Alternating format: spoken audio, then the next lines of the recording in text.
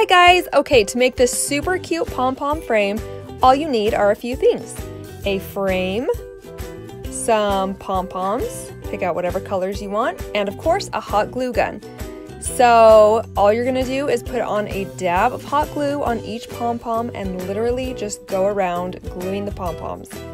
And this frame was really inexpensive on Amazon, so I don't feel bad at all gluing them straight onto the frame.